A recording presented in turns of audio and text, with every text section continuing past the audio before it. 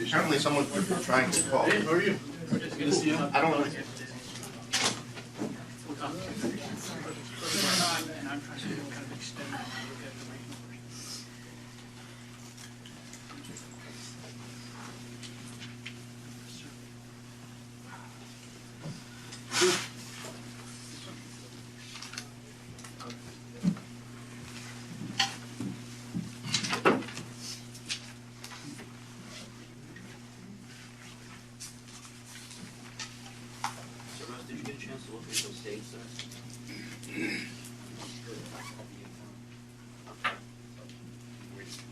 Oh, okay. All right. Mr. Scott. You have Simon's number and he's not responding? I just sent him an email. Look. Did he say it was at Woodburn? I wanted to do that new unit that I did, yeah, but that's fine. Yeah. From what? No problem.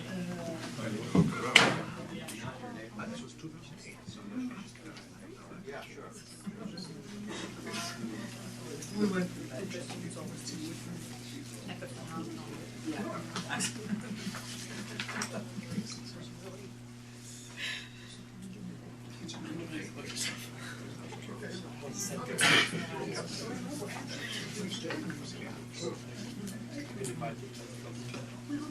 yes.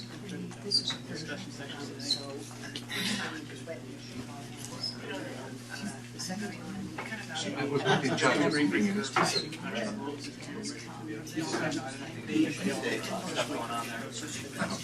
This is weird. No, she's here. She's here. One of the grad students got one grad student. It shows that they don't know where the works of Russia. and this time, and I'm also. There was a, like, I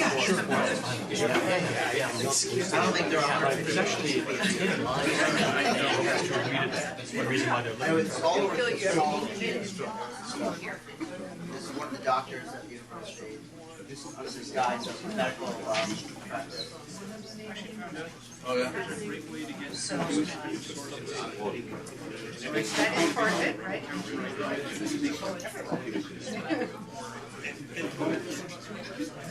The districts have been forced to bring space for electrical system has been changed. How are you? How are you?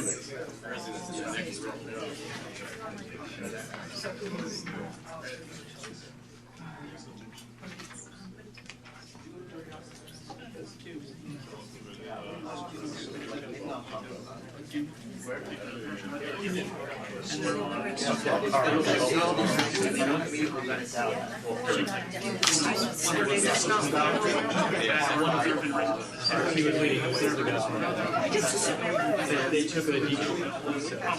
So she actually responded. Yeah, I didn't anticipate having it.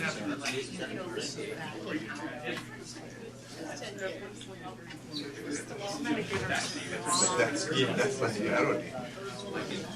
Well, that I don't want to. Maybe it's enough coming out. See, I get it all. This is my new form of editing, just in case you want to. So I'm bringing him next Thursday. It's going to be fantastic. Wow. What are you going to do? Yeah, well, it's going to be fantastic. Don't have a conversation. Yeah. Right, so we're tiptoeing around this. No, we'll talk about why, what not to make things spicy, what you explain that stuff. Good. Now, of course, I would say though, I mean, there are aspects of your review. And there are aspects of it that deal with, it's a very big book, right? Okay, so when 5 people write a book, 700 pages, there's going to be problems. Like, that's not normal. That's like a book has. If you're bringing out some broader themes, You guys get stuck in the brainstorm. I know, I'm sorry.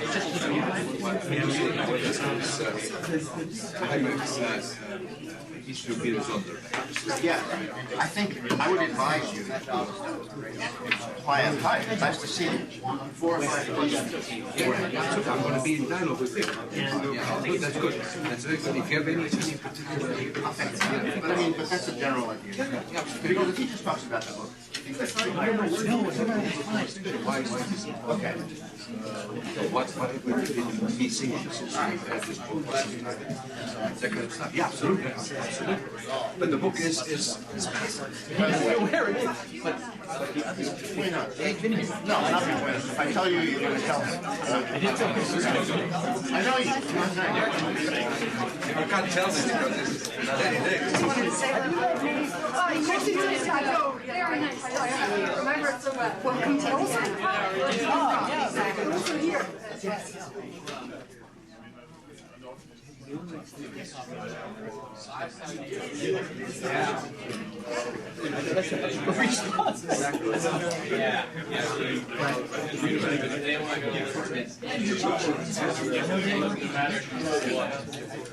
Welcome. Good to see you. Good to see you. Now the pizza is gone, so we should start.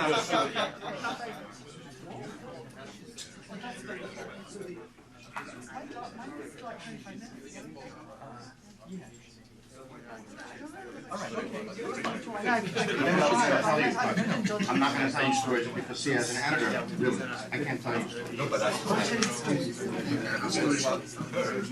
I know you do.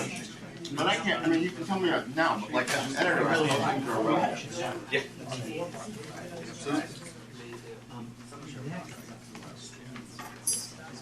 Good afternoon. So the pizza is gone.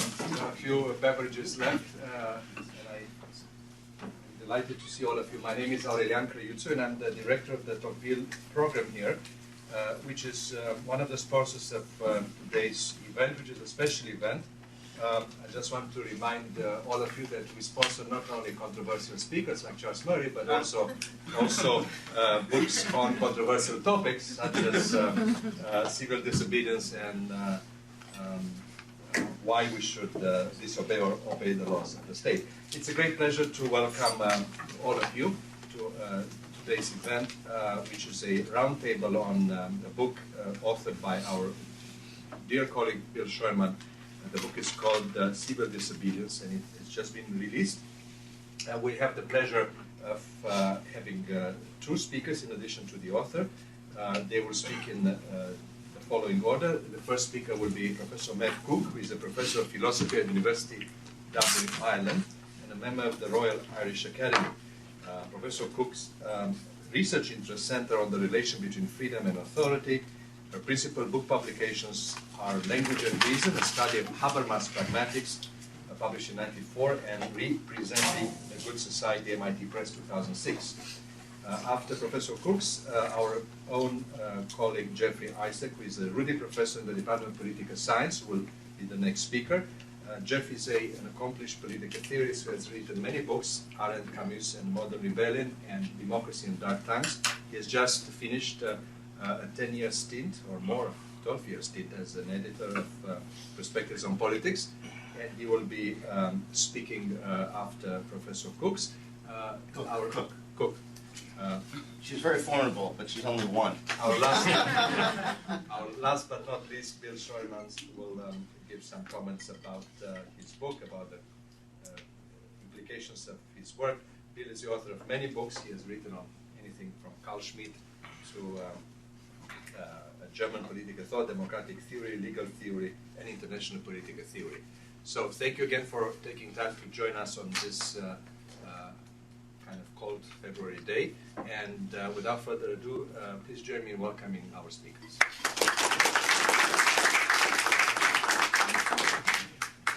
So thank you very much, Vivian. Thank you very much for everybody for being here, and I'm delighted to have this opportunity. If I'm speaking, you can hear my Irish accent. If I'm speaking too fast, I've got it on script here.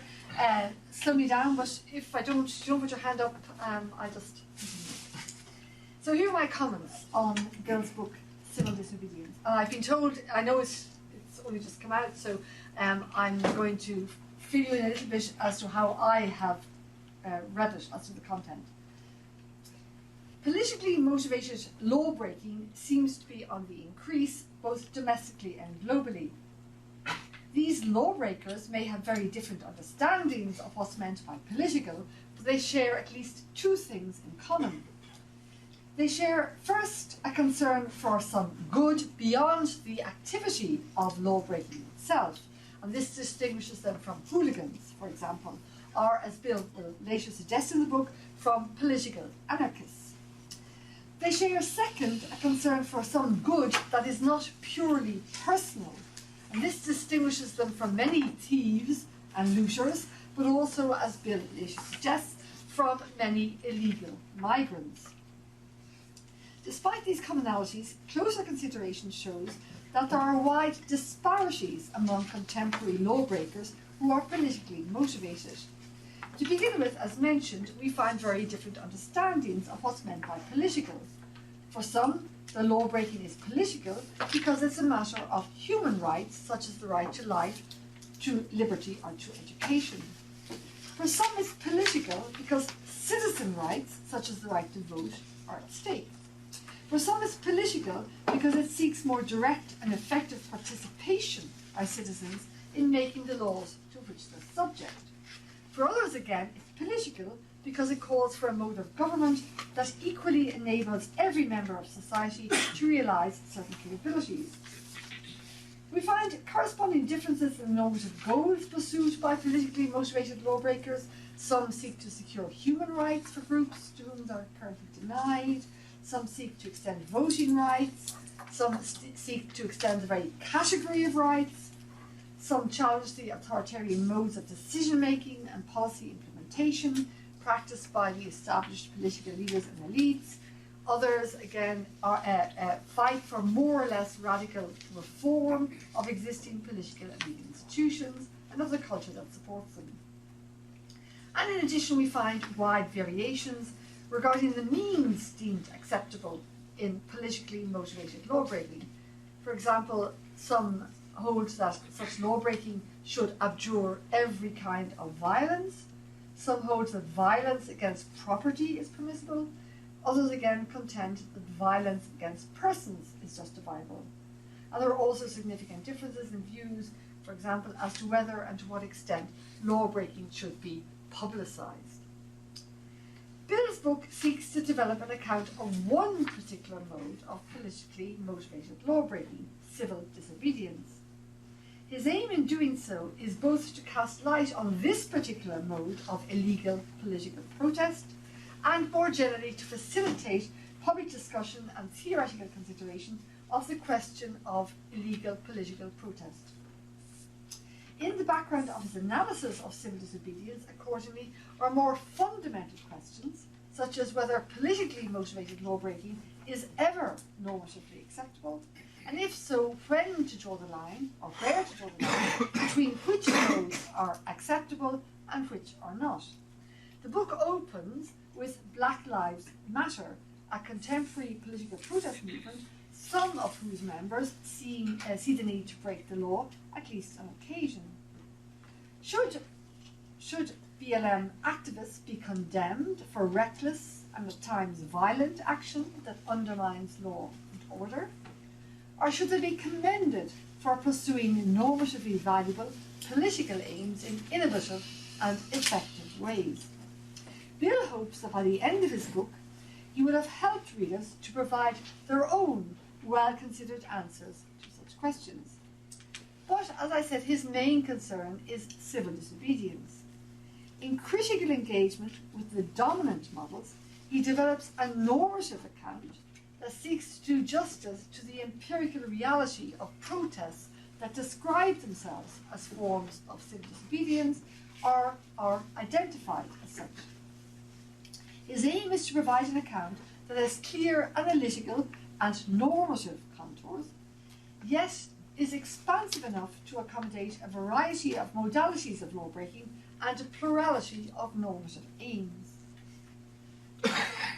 The normative account that emerges from his discussion invites us to see illegal acts of protest as civil disobedience, and hence as commendable, when they satisfy four broad conditions. First, they seek to generate changes within the state, and these changes may be to its laws, ordinances and public policies, or to the institutions from which these emanate, or to the political culture that supports them, or to all of these. Second, they appeal to basic constitutional and legal ideals that any desirable society should aspire to realise, and in this sense display fidelity to the law. Third, they rely on a three-pronged normativity in which moral, legal and political appeals are interconnected.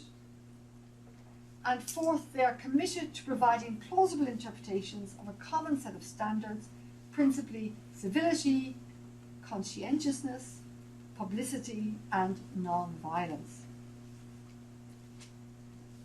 Why does Bill focus on civil disobedience? One reason is that it has come to be seen as the moral face of law-breaking. As Bill notes, civil disobedience has acquired a positive connotation and today is widely assumed to be a normatively acceptable mode of politically motivated law-breaking.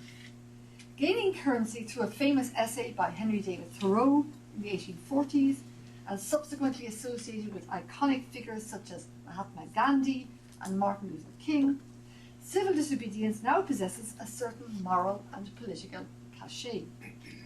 But as Bill also notes, civil disobedience has a long and complex history extending back beyond Thoreau and has often been the subject of wide-ranging controversy. He observes a tendency in contemporary discussions to obscure the concept's complex history and to adopt cramped interpretations of the rich body of political and theoretical reflections that has emerged over the centuries.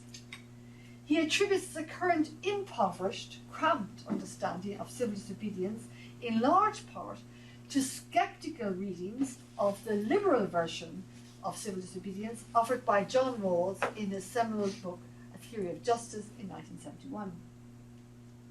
A subsidiary concern of Bill's book is to show that critics of the Rawlsian model are often, as he puts it, tilting at windmills. He argues that Rawls's account, though certainly too rigid and overly reformist, contains key intuitions that remain important for thinking about civil disobedience today. As mentioned, Bill develops his normative account of civil disobedience by way of critical discussion of three influential theoretical models of civil disobedience. This part is followed by critical discussion of some major theoretical and empirical challenges to the very concept of civil disobedience. He views the three theoretical models as three steps in a learning process regarding the normativity of civil disobedience. These models are respectively the spiritual model, exemplified by Gandhi and Martin Luther King, the liberal model, exemplified by Rawls, and the democratic model, exemplified by Hannah Arendt and Jürgen Habermas. In each case, he identifies the distinguishing features of the model and assesses its strengths and weaknesses. The distinguishing feature of the spiritual model is, reporting by reading of Bill here, of course, the distinguishing feature of the spiritual model is allegiance to divine truth, coupled with an emphasis on spiritual and bodily practices that enable access to divine truth. Gandhi and King share the view that non-violent direct action against a deeply unjust social and political order is soul force. And this is a loose translation of a neologism introduced by Gandhi, satyagraha. I'm sure I don't pronounce that properly. As the term soul force, satyagraha, implies, civil disobedience gains its strength from a commitment to divine truth and from its basis in love rather than violence, this gives activists the power to convert rather than destroy their opponents. Gandhi and King also share the view that access to divine truth, the ability to reject violence for the sake of love, and the power to convert rather than destroy opponents requires strict bodily and mental discipline. When performed in the right way, soul force has the power to bring about far-reaching political change, potentially to achieve a total overhaul of existing society. And for Bill, this is the principal strength of the spiritual model. Its view of civil disobedience as action capable of affecting radical political transformation in a wide sense, which means on the social and economic levels as well as on the narrowly political one. Its radical scope makes it superior to the more circumscribed, reformist Rawlsian view, which has coloured contemporary understandings. But Bill sees the spiritual model as suffering from a severe weakness. Its connection of civil disobedience with divine truth makes it inappropriate for pluralist societies in which many people are not religious believers. He worries principally about its effectiveness in speaking persuasively to those uncomfortable with its spiritual religious foundations. But he also worries about possible moral elitism on the part of those who claim access to divine truth, as well as about practical conflicts between, on the one side, civil disobedience who, following Gandhi and King, adopt a stance of moral heroism, and on the other side, civil disobedience who take a more pragmatic and strategic approach and have, accordingly, a more modest self-understanding. The distinguishing feature of the liberal model is its three-pronged normativity. The normative force of civil disobedience is held to derive from its distinct but connected legal, political, and moral strands. In Rawls's famous definition, it is a public, non-violent, conscientious, yet political act, contrary to the law, which is usually done with the aim of bringing about a change in the law or policies of government. Rawls underscores furthermore that civil disobedience is a mode of protest appropriate only for nearly just societies. Societies whose constitutional framework and legal system are fundamentally just, but in need of reform in certain ways. Bill praises the liberal model especially for, as he puts it, its subtle reinterpretation of the nexus between political law-breaking and respect for the law. But importantly, respect for the law doesn't mean respect for particular laws, but rather fidelity to a legal system whose elements instantiate substantive legal virtues such as clarity, publicity, generality, prospectiveness, constancy, and consistency. Bill takes pains to point out that Gandhi and King too emphasize the importance of respect for the law. However, they tie respect for the law too closely to the disciplinary practices required for spiritual enlightenment, raising the question of why we should respect the law if we're unpersuaded that such practices are necessary or even meaningful. Rawls's idea of respect for the law is superior because it is not connected with spiritual enlightenment through the power of divine truth. Nonetheless, Bill's praise for Rawls is qualified. He takes seriously the many objections that have been raised against the various components of Rawls's definition: publicity, conscientiousness, political motivation, non-violence, and fundamental respect for law and government. Objections have been directed, for example, at Rawls's interpretation of the public character of civil disobedience. He interprets this as requiring protesters to give authorities advance warning of the protest. Objections have also been directed against Rawls's failure to distinguish between violence against persons and violence against properties. And there are some of them quite serious objections. While Bill agrees with many of the specific objections that have been directed against Rawls, he finds them often overstated. And nor does he think that taken together they amount to a compelling reason to discredit Rawls's model in its entirety. To the contrary, he contends that the Rawlsian model, is a helpful template for the normative account of civil disobedience that emerges from his own analysis. liberal model needs to learn from other models, in particular from the democratic one. As it stands, the liberal model's troubling quietist tendencies, it has quietist tendencies in two respects. First of all, it limits civil disobedience to attempts to reform a political and legal framework that is viewed as fundamentally just. In addition, it lacks conceptual space for efforts to transform social and economic institutions and practices. And in these respects, the democratic model represents a considerable advance over the liberal model. Like the liberal model, the democratic model is an improvement vis-à-vis the spiritual model, for both the liberal and democratic models share a secular orientation, detaching the normativity of civil disobedience from divine truth. However, the democratic model productively moves beyond the liberal model through its emphasis on citizen participation in making the constitution. That is, citizen participation in actively constituting the normative legal framework that enables both their individual well-being and the associational bonds with others that are necessary for security, prosperity, justice, and other social goods. To be sure, Hannah Arendt emphasizes acting together, while Habermas emphasizes deliberating together, but both theorists see citizen participation as constituent power, as an indispensable part of an ongoing process of constituting the constitution, or as is sometimes said, of constituting constitutive power.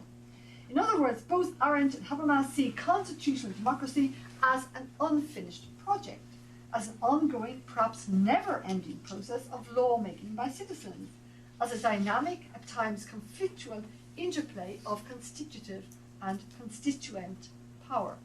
This enables the two theorists to see civil disobedience as contributing vitally to this unfinished project, to this process of lawmaking, despite its illegality. And for Hannah Arendt and even Habermas, civil disobedience does this in three ways. First, it unblocks the clogged arteries of the body politic. Arendt and Habermas acknowledge that all institutions, including legal and political ones, are susceptible to sclerosis. This can lead to estrangement from those over whom they claim authority, resulting in legal regulations and public policies that are out of touch with or even detrimental to the needs, desires, and aspirations of sizable minorities of citizens. In some cases, dramatic action, perhaps even law-breaking, is required to draw public attention to this estrangement and its undesirable social effects. Second, dramatic action, perhaps even law-breaking, may be necessary to draw public attention to injustices resulting from the power play of politically and socially influential interest groups who impede citizen engagement in the process of constitution making. Third, for Arendt and Habermas, acts of civil disobedience are not only reinvigorating, they have a radically transformative, innovative power. They enable citizens estranged from the established legal, political, economic, other social institutions to push for a thoroughgoing overhaul of the existing institutional framework, leading potentially to far-reaching social change. Crucially, however, their respective endorsement of the reinvigorating and transformative power of civil disobedience is coupled with an appreciation of the enabling role of positive law. Like the spiritual and liberal models, the democratic model insists that the normativity of civil disobedience rests in significant measure on the idea that the law is broken out of respect for the law. Now, I think that's true more of Habermas than Hannah Arendt, but I won't pursue this question here. That's incorrect. Anyway, as Bill presents it, the democratic model of civil disobedience is well suited to the global context of the 1970s and 1980s, at a time when the constitutional state was still the more or less undisputed locus of political legitimacy and enjoyed substantive regulative scope with regard to other institutions. However, today, in a significantly changed global context, the democratic model is under serious threat from processes of what he calls post-nationalization, privatization, and digitalization. Bill offers detailed and insightful discussions of these challenges in chapters 5 and 6. Post-nationalization and privatization are two contemporary real-life social and political trends that challenge implicit assumptions about society and the state which are shared by the spiritual, liberal and democratic models of civil disobedience. These structural shifts raise the question of whether the concept of civil disobedience makes any sense when protest is directed at agencies other than the state. Specifically, it raises questions such as the following: what agencies beyond the control of the state can be addressed effectively by acts of civil disobedience? How can we even identify the laws and policies or prevailing principles of justice that require change? What could it mean to break the law out of respect for the law when the laws in question are not the laws of the constitutional state? In the following chapter, he considers related difficulties affecting politically motivated digital lawbreaking. He argues that some recent acts of online lawbreaking do fit the democratic model of civil disobedience, and Edward Snowden is his main example here. However, this is mainly because these acts are directed against a constitutional state, in Snowden's case against the USA, and show fidelity to the basic legal principles constitutive for that state. However, in other cases, acts of online lawbreaking do not fit well with the normative account of civil disobedience that emerges from Bill's discussion. In general, the chapter on digital lawbreaking provides further support for Bill's claim that contemporary real-life social and political trends, above all post-nationalization and privatization, seriously threaten the very concept of civil disobedience. He also discusses a theoretical threat, like the threat posed by the anarchist challenge to civil disobedience, and he finds this easier to deal with. This is the subject of chapter 4. Anarchism, in both its political and philosophical versions, threatens the very concept of civil disobedience, since it denies normative validity of the idea of fidelity to the law, which we have seen is a key component of civil disobedience on Bill's account. In his discussion, Bill engages carefully with the anarchist challenge in both its political and philosophical versions. Rightly, in my view, he comes to the conclusion that anarchist rejection of the idea of fidelity to the law prevents anarchists from coherently embracing the concept of civil disobedience. When they do embrace it coherently, it's generally because they've tacitly accepted the importance of fidelity to the law. As a result, anarchism does not seriously challenge any of the three models of civil disobedience that Bill has discussed. The really serious challenges, if I'm reading his book correctly, are empirical, posed by the real-life trends of post-nationalization and privatization. These structural shifts may well mean that in the near future, the concept of civil disobedience will no longer be a helpful, analytic, and normative tool for responding critically to the events of our time. As things stand, however, it remains useful, on condition that its limits are clearly recognised. Bill rightly warns against overextending the concept of civil disobedience to capture phenomena better analysed by alternative means. We don't have to squeeze every normatively valid form of lawbreaking into the category of civil disobedience. Rather, we should acknowledge a plurality of types of politically or indeed morally motivated illegality, some of which may be akin to civil disobedience, and some of which may be sufficiently different to call for an entirely new classification. Bill's book deserves praise on many levels and in many respects. It offers astute critical discussions of the dominant models of civil disobedience. It draws together the results of these discussions to provide a definition of civil disobedience that has clear analytic and normative contours, yet is expansive enough to allow for multiple variations. That's a very important observation. It is lucid and concise.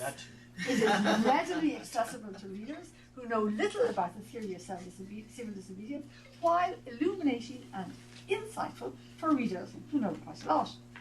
Particularly insightful, in my view, is his claim that civil disobedience relies on a three-pronged normativity in which moral, legal, and political strands are interconnected. As we recall, Bill holds it's this three-pronged normativity that enables Rawls to make sense of the nexus between political law-breaking and respect for the law, while at the same time avoiding the serious flaw of the spiritual model, its connection of law-breaking with divine truth. I agree with Bill that the nexus between political law-breaking and respect for the law is central to the concept of civil disobedience, and that we need a three-pronged normativity to make sense of it. However, not every understanding of three-pronged normativity is adequate for this purpose. In my concluding remarks, I want to challenge this view, his view, Bill's view, that the democratic model has the requisite three-pronged normativity. I will suggest that by contrast with the spiritual model, the democratic model, as presented by Bill, lacks the kind of context-transcending conception of moral validity required to make sense of the nexus between law-breaking and respect for the law that's central to his account of civil disobedience. In other words, Bill downplays the importance of the moral component, and he is insufficiently attentive to the way in which it has to be interpreted if the radically transformative power of critical disobedience is to be upheld. Bill implies that a robust political component, such as we find in the democratic model, will restore the radical character of civil disobedience following the Rawlsian reformist term. As he sees it, to remind you, the superiority of the democratic model vis-a-vis the liberal model resides in its emphasis on citizen participation, be it acting together as in Arendt or deliberating together as in Habermas. Bill is certainly right to draw attention to Arendt's and Habermas's dynamic, participatory interpretation of the political component of civil disobedience, and to emphasize how this enables them to attribute to civil disobedience a potential for far-reaching, thoroughgoing social and political transformation that is lacking in Rawls's reformist account. He implies, however, that they thereby restore the moment of radicality that was the great strength of Gandhi's and King's models. As we know from our history, Gandhi sought to demolish, not reform, British colonial rule, a social and political regime that he held to be irredeemably corrupt. To be sure, King, by contrast, endorsed the ideals enshrined in the American Constitution, praised Abraham Lincoln for the Emancipation Proclamation. Nonetheless, King, like Gandhi, sought radical cultural and structural change of society. He sought a transformation of the very fabric of American society as it had developed since the time of the founding fathers.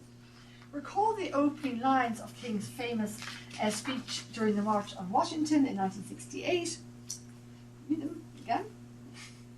100 years, brackets, you have to think, 100 years after the Emancipation Proclamation, the Negro is still not free. 100 years later, the life of the Negro is still sadly crippled by the manacles of segregation and the chains of discrimination.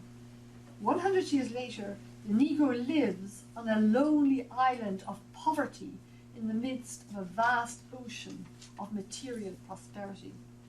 100 years later, the Negro is still languishing in the corners of American society and finds himself an exile in his own land. End of quote. King dramatically depicts the continued enslavement of Black Americans, the deformation of their bodies and souls, their material deprivation, the discriminatory behaviour to which they're subject, their marginalisation, their feelings of disaffection, indeed alienation. He gives us to understand that this is the result not just of the prevailing laws, ordinances and public policies, but more fundamentally of the culture that supports these laws and the institutions from which they emanate. Accordingly, the radical transformation he seeks is in the first instance cultural on the level of ideology. Without radical cultural transformation, changes in ideas, changes on the structural level, specifically on the institutional and governance levels, will continue to reproduce the social and political conditions that keep Black Americans in the kind of enslavement King depicts so vividly. My point is that on its own, no amount of effort to expand or increase democratic participation, no amount of effort to involve Black Americans in the process of constitution making, as described by Habermas and Arendt, will suffice for the kind of radical change envisaged by King and by many of his successors from Malcolm X to Ta-Nehisi Coates. Before such change can happen, there has to be what I would call a radical cultural shift in cognition. Every American implicated in Black American enslavement, which to begin with is everyone who takes themselves to be white Americans, but may include many Black Americans, has to come to see, feel, and rationally accept the truth of the immorality of American history and its still self-perpetuation immoral legacy. But this means that radical transformation of the kind envisaged by King and Gandhi involves a radical cognitive shift on the part of those addressed by through the performance of civil disobedience, in which they experience the force of the moral truth, in which they experience the force of the moral truth of what is being performed. And this is why dramatic performances are such an important part of civil disobedience. And it's noteworthy that this dramatic performative element, which is rightly emphasized by some writers on civil disobedience and practiced by Gandhi and King, is almost entirely missing from Bill's account, just in brackets. Moreover, the truth the addressees of civil disobedience experience isn't just a matter of subjective conscience, but rather it lays claim to a context transcending universal validity. In a sense, it claims to merit recognition by all human beings, irrespective of their location in specific historical and sociocultural contexts.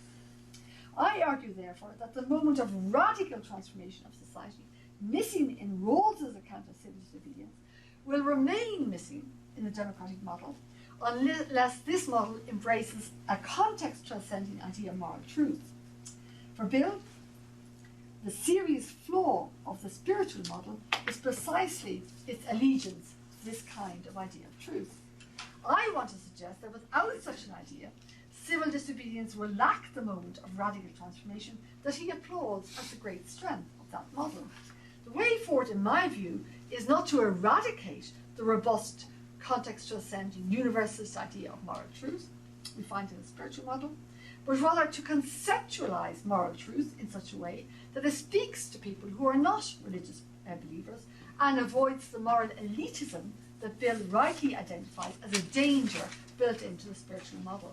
In short, I see Bill's emphasis on a three-pronged normativity as a major achievement, but I call on him to rehabilitate the downgraded moral prong. Thank you.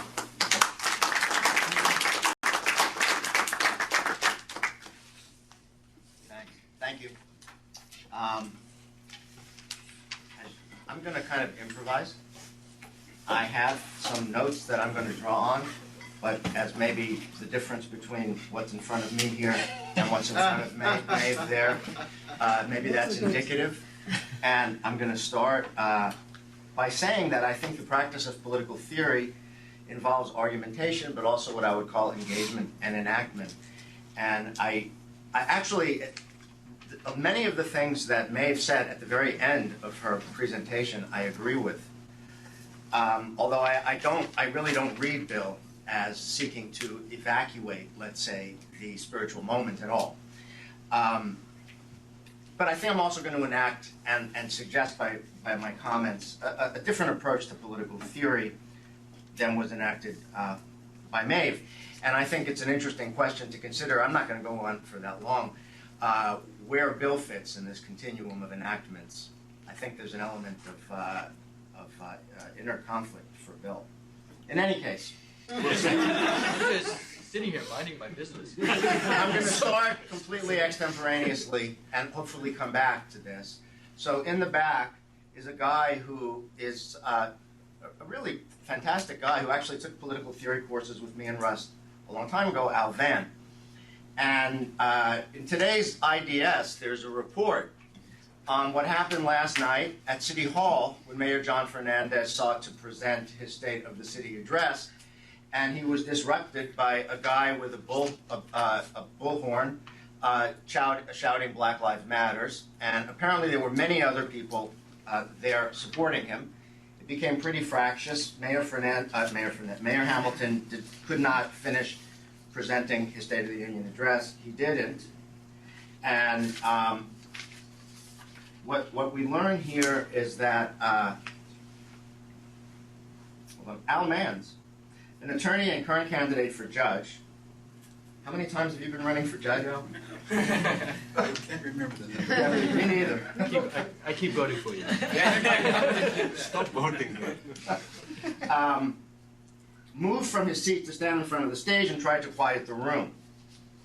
And then there's a quote from Al. All my adult life, I've participated in sit-ins and protests, he said. I follow Dr. Martin Luther King. I support Black Lives Matter. But I don't think we should shout down our mayor because we disagree with him. I want to come back to that whole episode of what Al said, and particularly the conjunction of these two sentences, which I think do not fit together as neatly as Al seems to think they do. I follow Dr. Martin Luther King. I support Black Lives Matter. But I want to come back to that scene and this scene at the very end, if I can. Again, I'm improvising. I have some notes. I have a path, but I'm not exactly sure where I'm going to end up with this. Okay. So, it's my pleasure to comment on the book. I want to make a number of points. First, I want to make a couple points about the book, the book's relationship to Bill's other work. I think the book is an excellent contribution to Bill's broader research agenda, which is an approach to democratic theory that combines normative, empirical, and legal concerns. Bill is a kind of critical theorist in the vein of Habermas, and also as a former student of Judith Shklar, he is a kind of legalist political theorist. And he's also, unlike those two individuals, someone who I think is grounded in political science as a discipline that also has an important empirical dimension. And I think that this combination characterizes his work in general. And there's a lot of overlap of themes in Bill's work related to executive power, to the ways in which the operation of political power in liberal democratic societies is in conflict or in tension with certain principles of legality, and then how that works itself out politically. And this book on civil disobedience deals with some of the ways that that does get worked out politically. In addition, Bill really practices a kind of political theory as, to use a Rawlsian term, reflexive equilibrium. In the book, and Maeve indicated this, there's a constant moving back and forth between theoretical arguments and principles on the one hand and cases on the other, and an attempt to deepen the understanding of the cases, which are mainly contemporary cases like Black Lives Matter, and also to evolve or to refine theoretical understanding. I also want to say that the book is a very timely contribution to current ethical and political concerns. And so so some of you, I circulated this, so some of you know about this, some of you don't. Most of you probably don't care. But like right after Election Day, I published a piece called U.S. Political Scientists Teach About Dissent and Civil Resistance. And the point of this piece was Trump is a danger to liberal democracy. There is likely to be practices of resistance in response to some of Trump's Trump administration's efforts. It's very important to think through the politics and the normative theory of resistance because it's very pressing at this moment. I do think it's very pressing at this moment. And so I want to say something about this moment. It relates to Black Lives Matter, but it's not reducible to Black Lives Matter. And in fact, Black Lives Matter came on the scene before Trump, although Trump, I think, in many ways exploited Black Lives Matter and many other crises in our society as a way of empowering himself. But the book is particularly timely, and I think it's to be praised for being particularly timely. And I also think it's important to note that it's part of a series, the Polity series. On pigeons. It's a series of key concepts. And this book it's a book of political theory, but it's a book that is intended to be for a general readership. And I think it's intended to be accessible and to simplify. And I think that Bill has very effectively simplified certain things that that he knows are more complicated than that. And while I think he would stand by his ideal types, they also serve a purpose. They serve a pedagogical purpose, and this book has a pedagogical intention. I think it ought to be praised for that, and I think it also ought to be critically appreciated in that way. So I prepared to give some summary of the arguments of the book, but Maeve has done that, and so I won't, except to say that in my opinion, and I think Maeve and I agree on this, but I think Maeve and I disagree on what it means, and I think on this I'm with Bill. In my view, the book culminates, theoretically, in the exposition and defense of what is basically a Habermasian conception of civil disobedience as a practice of dissent that contributes to public discourse and to the contentious learning processes whereby liberal democratization grows and deepens to address and incorporate new concerns and constituencies. And I think, in fact, that some of the critiques that, well, Maeve knows Habermas's work better than I do. Some of the critiques Maeve made of Bill also have been made often of Habermas, and I think they relate in part to understanding the role of discourse ethics in Habermasian thinking and the extent to which the ethical resources of society can be understood in a complicated way, in a way that admits of contention. And I think for Bill, more or less they do. So I want to make a couple of points. One,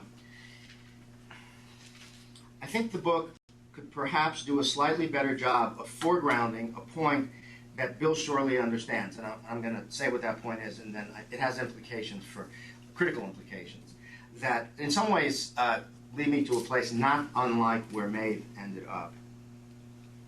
Okay, the point that Bill surely understands is that the rhetoric of civil disobedience has a particular valence in liberal democracies and articulates a problem that is particularly a problem for dissenting citizens of liberal democracies. How is it justifiable to break laws that are prima facie legitimate because they are the product of legitimate, or at least more or less legitimate, democratic procedures? This is a different question than the question of how it is justifiable to break laws in general, or to violate tyrannical laws, or laws enacted by an authoritarian government that lacks liberal democratic legitimacy. There's an extensive recent literature that argues, powerfully in my opinion, that nonviolent forms of civil resistance are in general always more effective and powerful than violent forms of resistance to unjust authority. The work of Gene Sharp, who recently died, was important here. The book by Chenoweth and Stepan, Dustin Elshouse has written a number of things on this. I'm inclined to agree with this argument, that nonviolent forms of civil resistance are in general more effective. But the pragmatic grounds for supporting nonviolent resistance in almost all, though not all, situations of oppression are different than the ethical political grounds for supporting civil disobedience in the context of an existing liberal democracy, a context that presents specific challenges and also opportunities. Had the book done more with this distinction and done more to expand on how civil disobedience is an important species of the broader genus of civil resistance, or even resistance more generally, including uncivil resistance like revolution, it would have been able to better appreciate, I think, some of the virtues of perspectives or approaches. And I'm thinking in part of this guy, okay? Perspectives or approaches that remain outside the orbit of the discussion and are not really captured by the label anarchist as Bill uses it in the book, but which are skeptical about whether nominally democratic states truly have the legitimacy they claim, and thus whether the moral requirements of civility have the moral as opposed to the pragmatic warrant that is typically claimed by advocates of civil disobedience and by defenders of civil disobedience like Bill. And having said that, I just want to speak a little bit about different ways of thinking about political theory that bear on this. And again, I'm improvising, so there's not a coherence to what I'm saying that there was to me. Fine. I'm going to be done soon. Bill can say some things and then we'll talk. So Bill, and I think this is true of Maeve too, who, if I'm not mistaken, Maeve, you're actually a philosopher. Is that correct? Well, it's a difficult label to embrace. Eve. You certainly spoke in a very philosophical mode. Okay. I'm located in the philosophy department. Okay. That's no philosophy department would ever have me, or I think Bill. Certainly not me. Or one would. I'm not sure about what department would at this point have me, but I know which department does have me. So We have tenure, thank you.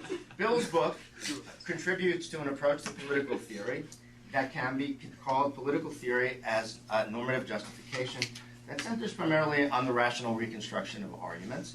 And what Maeve did was rationally reconstruct Bill's arguments and then identify some weaknesses in those arguments.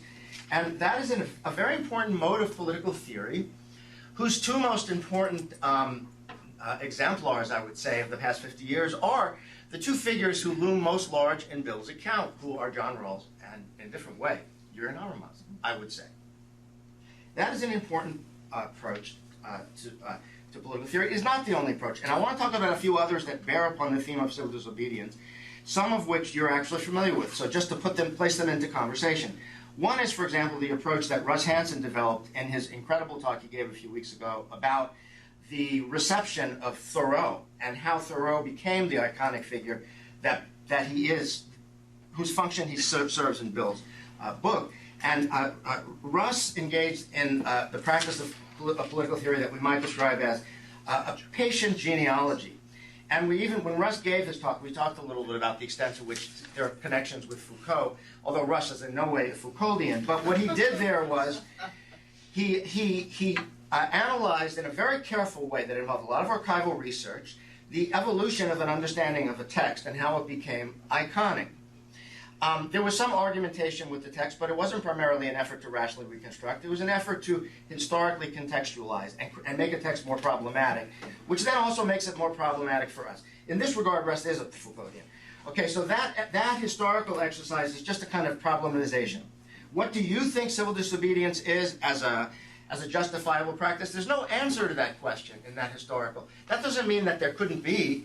But it's a kind of historical approach that is interested in a different kind of question. We might also talk about political theory as incitement. I don't know who or anywhere that I know ever engages in that practice of political theory. So I'll what? Perhaps. I was thinking of someone else, but Jeff's not taking heart, maybe. That's why he hesitated. But there's also what I would call political theory as a kind of calming. And now I want to talk about Aurelian.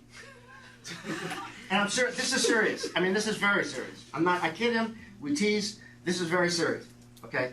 Compare Bill's approach in his book with Aurelian's in Faces of Moderation. I'm not calm, Aurelian's calm. Aurelian proceeds by engaging very carefully a set of important 20th century political intellectuals who are concerned with resisting tyranny, all of them.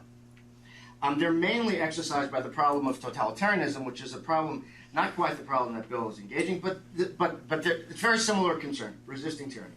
A careful engagement with a group of 20th century political intellectuals, most of whom are liberals of one kind or another, teasing out their thinking through careful, what I would call storytelling or conversation, engagement with them in an effort to try to hear them in a certain coherent way. And also I would say, and this is one of my critiques of Aurelian, but again, I can only make this critique of Aurelian because there is Aurelian. Like, in other words, that there's that kind of political theory which is so important. In a way that I think sometimes effaces the differences between these thinkers, and in a way that emphasizes rhetorically their commonality as moderates. And it's not simply a kind of argument on behalf of moderation, but in fact a rhetoric of moderation. In fact, I would say that Aurelian's book on moderation is more a rhetorical enactment of moderation than it is an argument. You don't have in his book what you have in Bill, which is the effort to actually make a systematic argument, I would say. But again, that's not a critique. It's an approach to political theory that is very, very important and is different than Bill's. It's not justificatory theory, although I'm not saying that it couldn't be. If you asked him, he would offer his justifications, but that's not his primary approach. His primary approach is to engage these public intellectuals and present them so that we can engage them. It is a kind of political theory that I think stands as an interesting relationship to Bill's kind of political theory. There is indeed a substantial overlap between Bill's interest in civility in his book and Aurelian's interest in moderation, but there are also some important differences of method and politics, and I actually think we could do a much better job here about bringing out some of these similarities and differences than we do. And now I want to turn very briefly, and then I'll be done, to some recent writing by political theorists who actually happen to be African Americans, unlike anyone in this room other than Al, basically, who've written about Black Lives Matter. One is the guy who just moved from Yale to Hopkins, Chris LeBron, but the second who I want to focus on now is Juliet Hooker, who's now at Brown. And Juliet Hooker wrote a really terrific piece in the journal Political Theory, published in 2016. It's called Black Lives Matter and the Paradoxes of U.S. Black Politics, From Democratic Sacrifice to Democratic Repair. And I'm going to read from the abstract, and then suggest an interesting conversation that I think could be had with Bill, and then I'll be done. I'm almost done. So this is the abstract from Juliet Hooker, who's also a political theorist of a kind different than Bill or Russ or Aurelian. By the way, she's also a woman. That's a difference, a significant difference. It would be very good, I think, if there was someone who taught some feminist theory in the political science department here. By the way, not to Susan Williams, who does that in the law school. So here's Juliet Hooker's abstract. This essay seeks to understand the complex response to the current Black Lives Matter protest against police violence. By the way, Bill knows and he mentions that there's police violence, but his book is really focused primarily on justifying whatever violence might have been practiced by the people who were protesting the police violence. Okay. This essay seeks to understand the complex response to the current Black Lives Matter protest against police violence, which pose deeper questions about the forms of politics that black citizens who are experiencing a defining moment of racial terror in the United States in the 21st century can and should pursue. By the way, this is a black woman writing. I don't experience racial terror the way she does, but I'm listening to her. She's an important political theorist, and she's using language here which doesn't really appear. Racial terror in the United States. Whether other citizens and state institutions betray a lack of care and concern for black suffering, which in turn makes it impossible for those wrongs to be redressed. When other citizens and state institutions betray a lack of care and concern for black suffering, is it fair to ask blacks to enact appropriate democratic politics? These questions are explored via a reading of Danielle Allen and Ralph Ellison's meditations on the problems of democratic loss and Hannah Arendt's critique of school desegregation battles in the 1960s. I suggest that and this is the important point, I suggest that there is a conceptual trap in romantic historical narratives of black activism, especially the civil rights movement, that recast peaceful acquiescence to loss as a form of democratic exemplarity. Read the article. It's really interesting. I just suggested to you maybe that it's interesting by reading from the abstract. That doesn't, and I'm not saying that I fully agree with her either. It represents an important perspective that stands, I think, in some critical tension with Bill. And I want to turn to page 156 of Bill's book. And again, this is done from a general perspective. I generally agree with Bill about civil disobedience, about his Habermasian perspective. But I also think that there is inevitably an excess. And I wouldn't describe that excess necessarily as a kind of religious, context transcendent thing. In fact, I would describe it as a very often banal, mundane, and contextual thing, like the experience of black terror, and then acting out of an experience of black terror. But that excess is a part of democratic politics that needs to also be incorporated into political theory. I don't think Habermas suffices, nor do I think Bill suffices, but I'm sympathetic to the effort. So, Bill begins with Black Lives Matters, and on page 156, he returns. And this is what he says. And by the way, so much of what he says is right. This is what he says. At times, I worry that BLM has made itself susceptible to opportunistic criticism by failing to reflect sufficiently on how its goals should shape its activities, including civil disobedience. He basically worries that its anarchistic tendencies or the ways it resists a Habermasian public discourse. Go ahead, yeah. No, I'm just going to, you know what? I don't know what Bill's doing, but I'm going to read you exactly his words. All right. At times, BLM's instincts seem anarchist and correspondingly anti-legal. Not surprisingly, given its generation's experiences with punitive state. A distrust of public institutions has generated an anti-statist thrust among its many activists. That's an important point that Bill makes. Then he goes on, and I basically agree with you, Bill. However understandable, but this is where I disagree with you. It's a point of emphasis. However understandable, this anti-statist tendency hinders the movement from effectively articulating some version of the veritable idea of civil disobedience as law-breaking for the sake of law.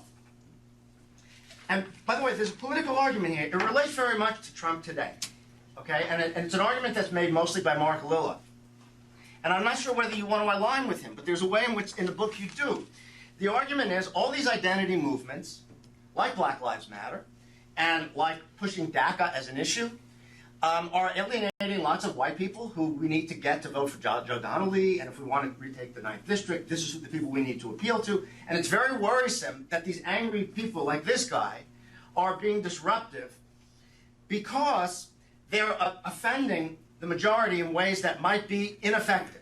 Now, they might be ineffective. They might also be effective. They might be effective or ineffective depending on who we are. If we are, for example, and I understand these are all very complicated identities. Still, I'll say it. If I'm a black young man, what is effective for Jeff Isaac or Bill Scheuerman or Susan Williams might not be what is effective for me. If I'm a leader of Black Lives Matter, I might need to be mobilizing my own constituency before I am worried primarily about speaking out to the broader masses. This relates to questions of political temporality. Movements are over time. And there's a phase of disruption that sometimes by 2 years or 4 years or 6 years precedes the phase of seeking incorporation. And I think, in fact, that the civil rights movement in the U.S. is an example of that. And by the way, I think Bill would agree. But this is a point of emphasis. The point is the Habermasian justificatory discourse doesn't capture this. And it needs to be captured. I'm not saying Bill needs to capture it in his book. It's a terrific book, and it does a wonderful thing. But, for example, Julian Hooker needs to be part of our conversation. Maybe that's all I'm saying. And this guy needs to be part of our conversation in a way that extends beyond saying, stop. And by the way, Al, I would have tried to convince him to stop too if I were you. However, I also understand why probably he wasn't going to stop. The mayor probably understood that, which is why the thing ended. And this is all part of politics. The guy wasn't arrested. He annoyed a lot of people. Now people are talking about this in another way. That's all part of politics. It doesn't get folded into legality in a neat way. It doesn't get incorporated very neatly into normative political theory, but it's a very important moment. Thank you.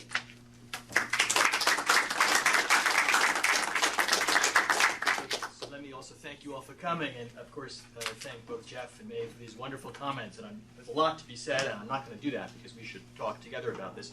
So Jeff thinks I'm too normative, I'm too much of a normative political philosopher, and I'm a Habermasian. I mean, he does feature in the book, there are a couple of pages on him. He is significant, but This is like metaphor. It didn't work for my campaign. And then for Maeve, I'm not normative enough, right? So Jeff, I'm not political enough. No, you think I... Well, okay, but you know what? But you were also saying, I actually agree with you on this, that I need to say more about this idea... I need to say more about civil disobedience's triple-pronged normativity. That's underdeveloped. That's why you think I'm not normative enough. So I guess I'm happy situated between these two people, because what I was trying to do in a way was very straightforward. It's an attempt at this, I'd say, political and conceptual self-clarification. So we talk about civil disobedience.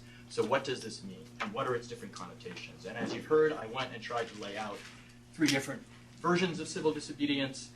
And then I tried, and Jeff's right, in a very mechanical way and very cautious way, to start to talk about some of the things that are going on out there. Black Lives Matter, for example, which I try to interpret in a very sympathetic way, right? And I was not advocating that people need to read the Constitution more carefully or they have to hire lawyers, but I do think one of the ways in which this discourse of civil disobedience has been very effective in its religious variant, in its liberal variant, and its democratic variant is by communicating some version of this notion of fidelity to law. But that can mean lots of different things. And if you look at Black Lives Matter, by the way, you actually see some people doing that. So that's actually what I was saying about that. So, and yes, disruption is always part of these movements. The messy things you're talking about. All right, so let me just, maybe one thing for Jeff and then one thing for Maeve, and then we open things up. I guess one reason, you see, Jeff, you're more conventional than I am in terms of thinking about this, because I think you want to tie civil disobedience to liberal democracy in a way which the liberal paradigm actually does, right? So Rawls famously views civil disobedience as an appropriate form of lawbreaking in the context of a basically just society. By that he means a basically liberal democratic society. And that's where I started when I was writing this, but as I was digging around and rereading all of these messy, complicated people, I became skeptical of that. So you have Gandhi, of course. He's the founding figure, in my view, of modern civil disobedience. He doesn't think we should tie this, of course, to liberal democracies. We have empirical political scientists who are telling us how it's appropriate in other contexts as well. So yes, your general point is correct. I mean, civil disobedience has to be situated within a broader theory of political resistance. One would have to talk about revolution and all sorts of other things, including whistleblowing. But what I tried to do, and what you're telling me is I wasn't as successful in doing this as I wanted to be, was on the one hand to show how some of the ways in which we delineate civil disobedience from other forms of resistance turn out to be messier than liberals have typically claimed. So Gandhi, and I also think King, by the way, thought it could be revolutionary in its consequences. Okay, so I'm saying, in fact, the borders between civil disobedience, other forms of resistance, aren't as clear. At the same time, I want to say there is some sort of coherence, across these traditions. They're all talking a common language. There are some common moves, including some attempt to say that law breaking is done in the name of law. But yes, you're right. I mean, one would need a theory. So I guess this is what you're going to do. You're on sabbatical, so you need to do your theory of resistance and revolution, and I look forward to giving you a hard time in session. Okay? So there you go. All right. So yeah, a lot of other things we can talk about. So yeah, Maeve. So I said this already. I mean, I think you're right, and this again is maybe because of, this is my excuse at least, the modest nature of this inquiry, which I should maybe just tell people changed as I was writing it. So after Trump was elected, I had originally, maybe this is again an excuse, but I had originally intended a somewhat more ambitious attempt at laying out a full-fledged normative theory of civil disobedience, and I decided indeed this is the time for us to really think in a very straightforward way that I don't think actually has happened. If you dig around, there's a massive literature in civil disobedience, but a lot of it I found very confused, frankly. So the project evolved because of political reasons. So yes, this notion of three-pronged normativity, and again, what is that? Just an observation I made, that when people are engaging in civil disobedience, they are making some sort of legal claim, they're talking about respect for law, they're engaging in political struggle, they're making political claims, and yes, there are claims about conscience. And of course, there are forms of civil disobedience that don't include all three of those, but that somehow is the sort of structure we see, okay? And I much more needs to be said about that. Also, I think you're right, more could and should have been said about transcendent moral truth in the context of democratic civil disobedience. And I think Jeff already here spoke at the beginning of your remarks on my behalf. I think you're right about that, more could be said, but I didn't mean, maybe this is a misunderstanding, or maybe well, your misunderstanding or mine, or there's just confusion here. I didn't mean to deny that as performing a role within the model that I end up endorsing, which is this democratic model. And I could say something about that. Yeah, and I'll just, this is a bit of a trivial answer, and then let me try to be a little bit deeper about it. But, yes, so Habermas does feature there, and I like some aspects of what he's doing, clearly, in terms of laying out civil disobedience. And when he's talking about it, he's talking about people who actually are making these transcendent claims to moral truth. So he talks about King.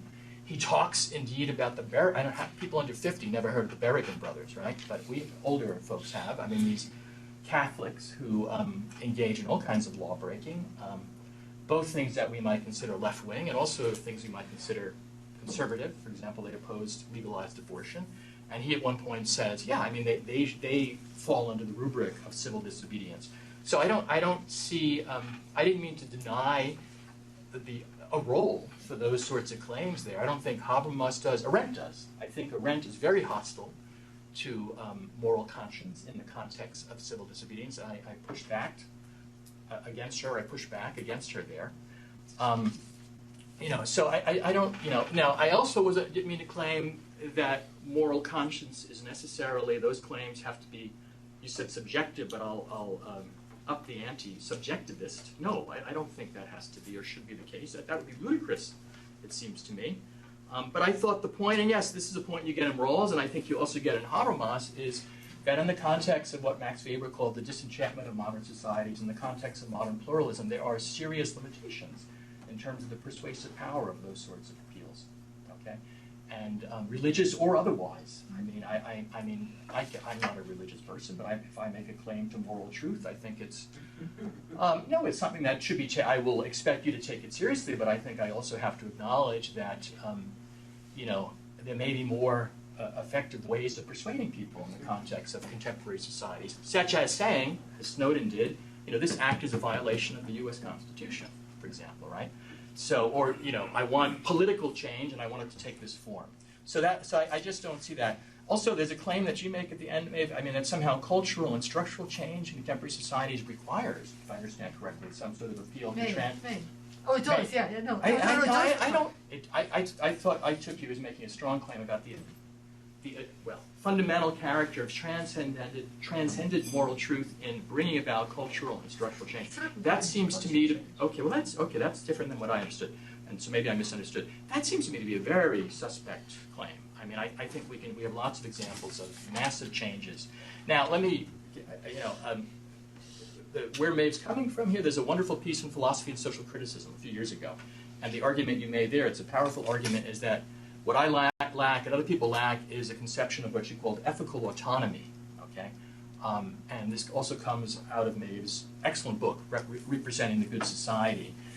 So the move, as I understood it, would be to say, yes, there's a triple prong normativity, but there's something more fundamental going on. And you have to address that, that's true. And when you address it, you're going to see that some conception of ethical autonomy, as you've understood it, is the way to go. That's a huge topic, right? We can't talk about this, but I'll just say the reason I was cautious there was, again, number one, the pedagogical purposes of the book, but number two, more importantly, the only worry I have is that kind of move might distort or lose or obscure some of the very interesting, messy things that are going on in this discourse of civil disobedience.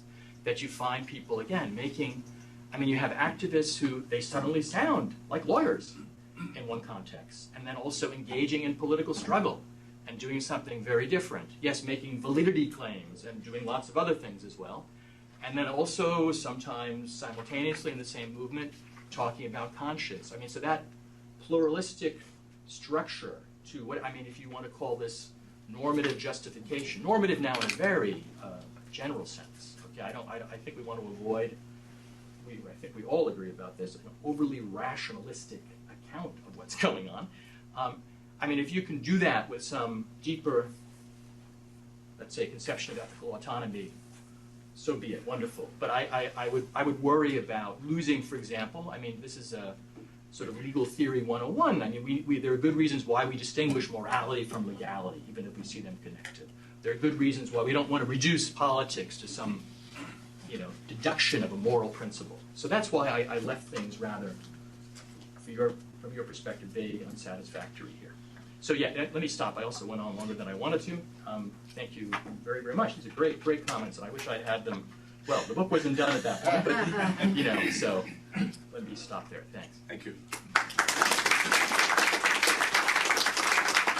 What I'd like to do is to take 3 questions at a time, so that the speakers have the time, and you have the time to ask them, and the speakers have the opportunity to think about them. So please raise your hands, identify yourself. We'll start with Simon.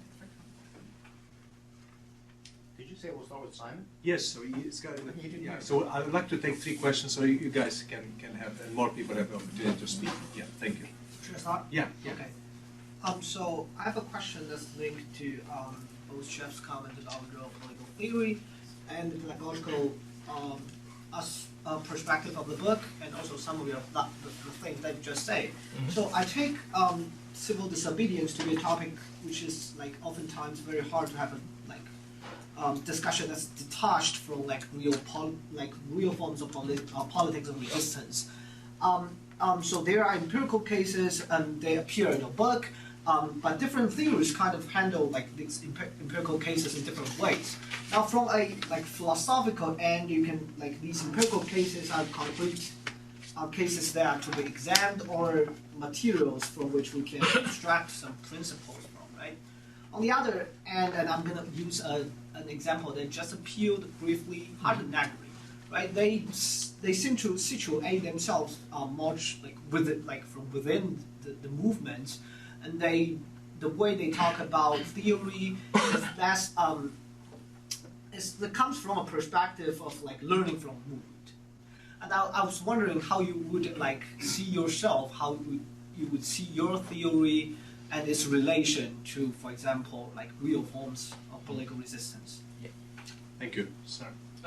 I'm Joe. I'm over at the law school. I thought this was fantastic. I look forward to reading your book. My question is about anarchists, and I generally agree that anarchists don't have a lot of respect for the law, and so therefore they're somewhat outside of civil disobedience.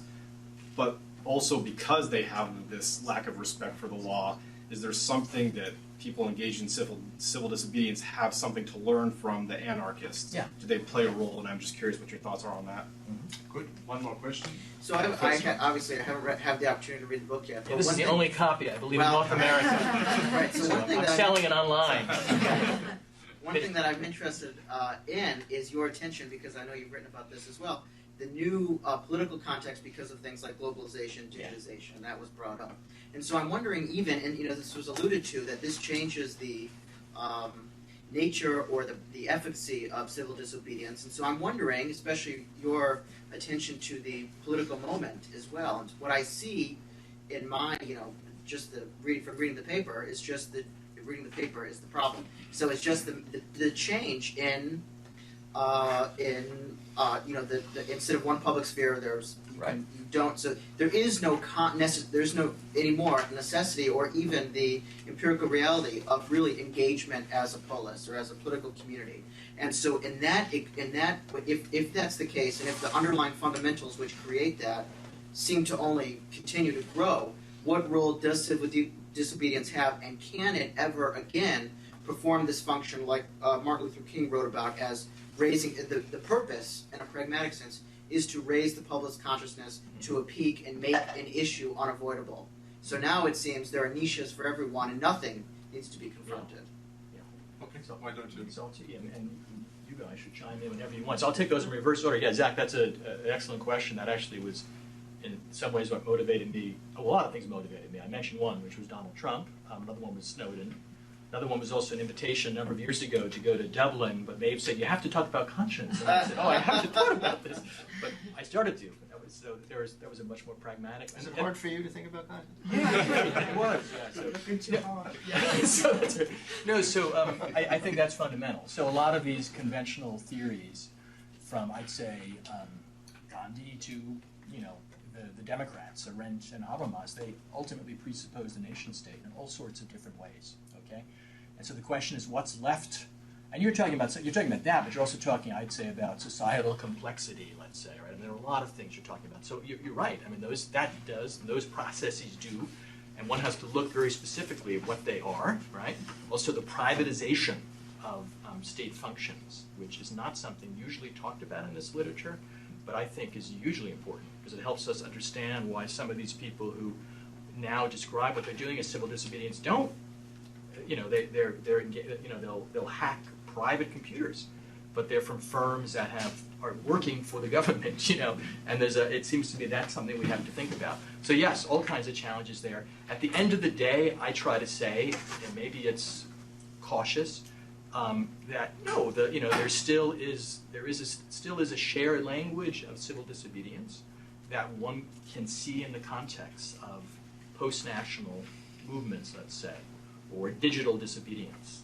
That, for example, yes, fidelity to the law means something different, let's say, in the context of the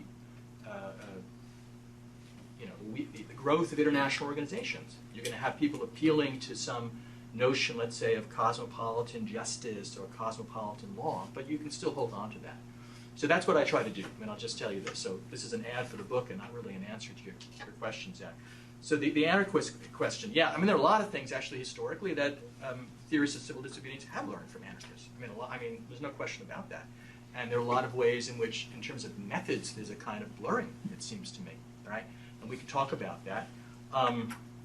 But you know, in the story that I tried to tell, and again, I would describe it as, yes, it's normatively oriented, politically oriented, but Jeff described Russ's work as patient genealogy. Mine's impatient genealogy. So I have these ideal types, you know, and I do think that the tradition since Gandhi, among people describing themselves as civil disobedience, has been, again, talking and some little about the law. And anarchists, I don't think they can do that. So the story in that chapter, and Maeve, I think, nicely summarized this, is there's just an inconsistency.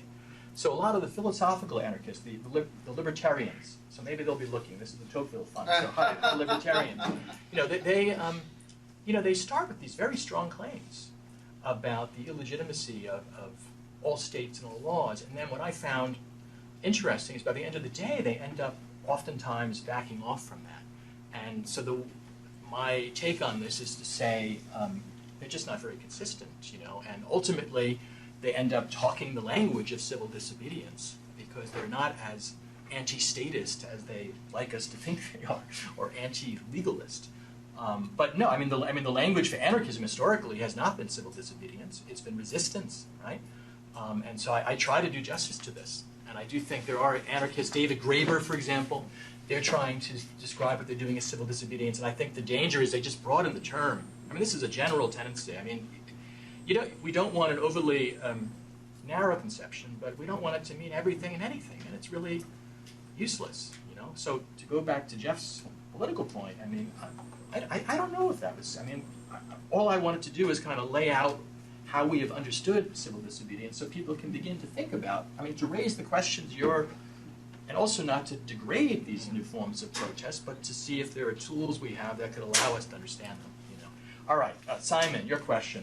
Yeah, I mean, methodologically, I would say you sort of have to go back and forth. I think you need to look at, I don't know, Gandhi. Is he a theorist? Well, he's an intellectual. You need to look at how he envisions this. You need to look at his practice. And yeah, I think, Jeff, I didn't understand what I was doing that way. By the way, I feel less Rawlsian than I've been described here by both my colleagues. We teacher have a master. Yeah, well, that's well, Jeff did. And I think you're really a moderator. All right, great. Okay. All right, so, yeah, I mean, there's sort of a back and forth. And I do think, I'll just say this is a polemical point directed. There are some people out there saying we need a much more evidence-based approach. So in other words, if a movement out there calls itself civil disobedience and they're doing something, now I'm just being polemical, right? They're doing something that looks nothing like civil disobedience before. Well, okay, that's what that we need to take that very seriously. And I have mixed feelings about that. You know, first of all, you know, methodologically, the facts, that's naive. That's a kind of, the facts never just speak to us in some unmediated way. We always bring concepts, right? So it's not like you can say, here are the facts, and they're okay. Facts of protest, and that's what they're calling it, let's call it that too. That's too naive. So there has to be some, you know, again, back and forth. And also that the product that might come out of this is a sense of some of the limits of, civil disobedience is not the only form of political resistance, nor should it be, you know. And yes, I also believe, by the way, John Rawls also believed, it's all over theory of justice, there are situations in which armed resistance is legitimate. He says this, you know. So even the liberals acknowledge that. I'm going to try to be quicker, sorry. Can I just say something just about the privatization just very quickly to follow up. The anarchism, I don't want to say because I had the advantage of having read the book, just supporting what Bill said, I noted down that there's more time. It says in that, for example, as an one of his exemplars of political anarchism is Proudhon, so whatever, just before 1840, I think, whatever it is.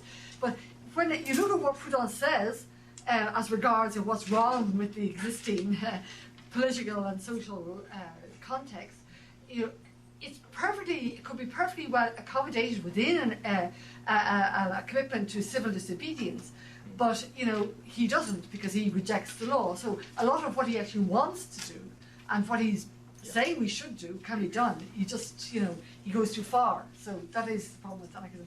With regard to privatization, this is just a throw it out in as a room, or maybe just for you, Bill, as well.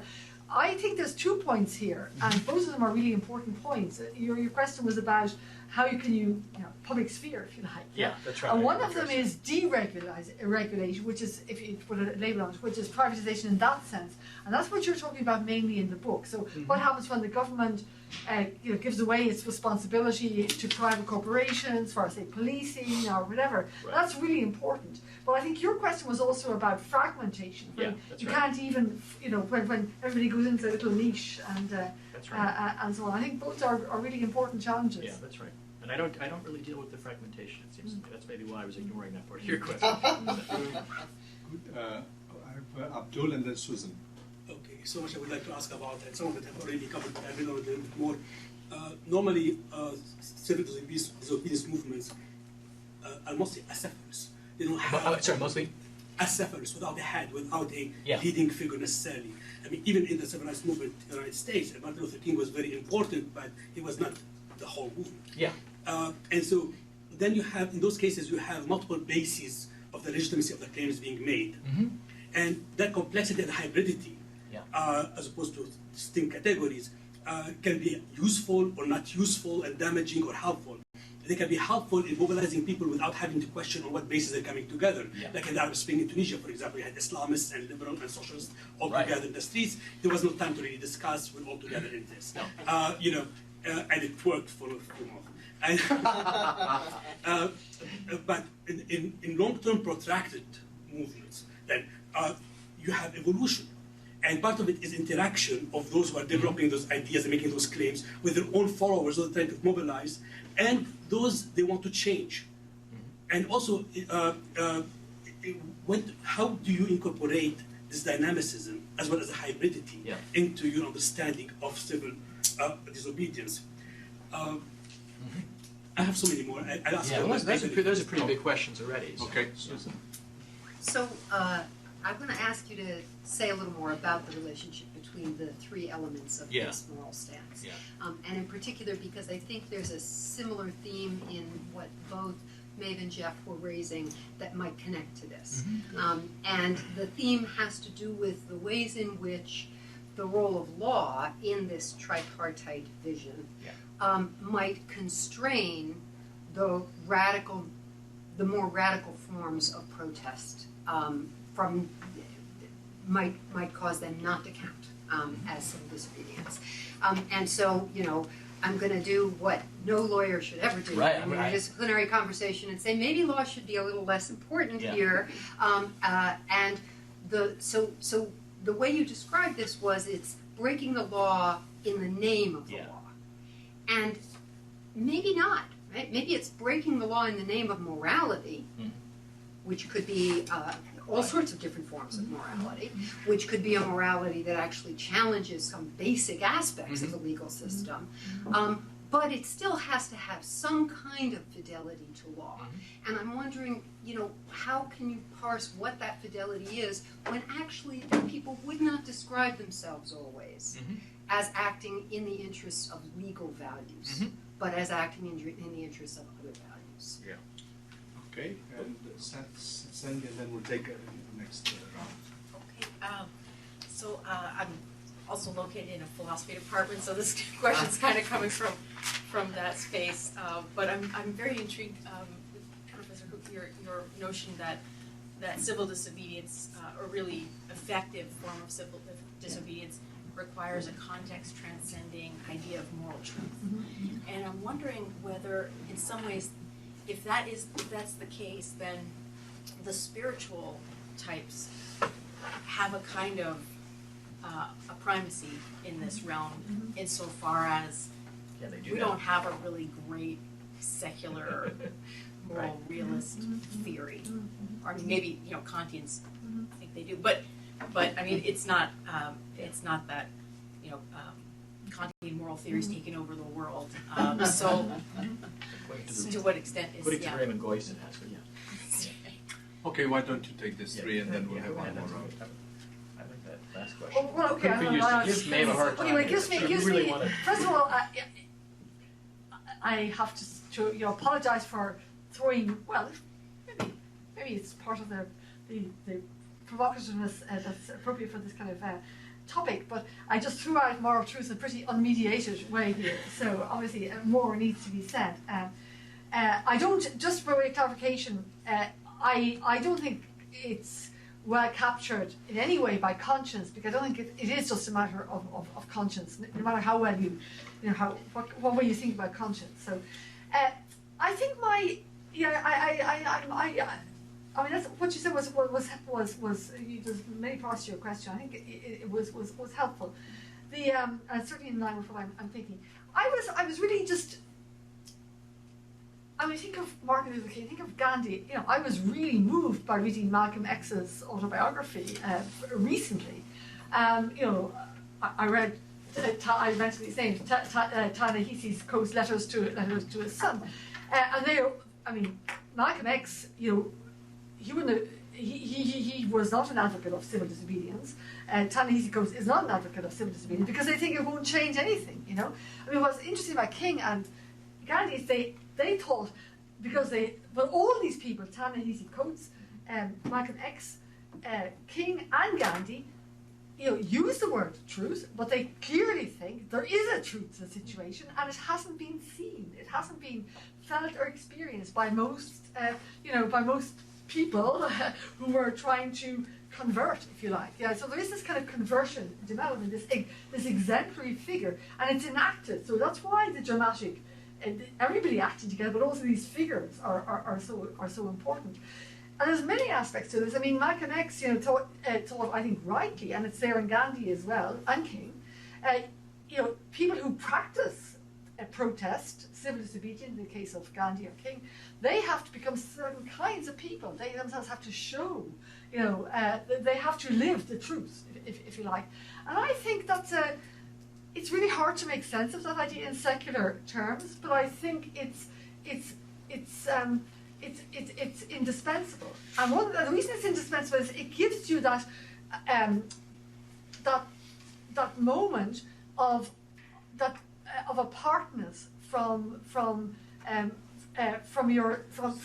the prevailing context, social and cultural context. So they are saying the point is there are things you don't see that are wrong with our society, and that's what I mean by moral truth. Something like that. That's the context transcending bit of it.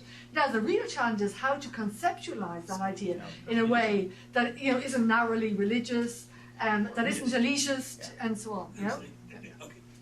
There's a bit of section. Can I just respond to this? A bit of section bias here. We're looking at cases of successful civil disobedience, which are really a tiny minority or attempts at civil disobedience. It's very hard to engage in civil disobedience for a whole number of reasons. One of them is basically to come up with a basis that will mobilize people from your group you want to help, and convince and convert those from the group that holds power, and to break the institutions in the right way. But in what you're saying right now about them living what they are, okay. This is a bit of an idealization. Those men were strategists.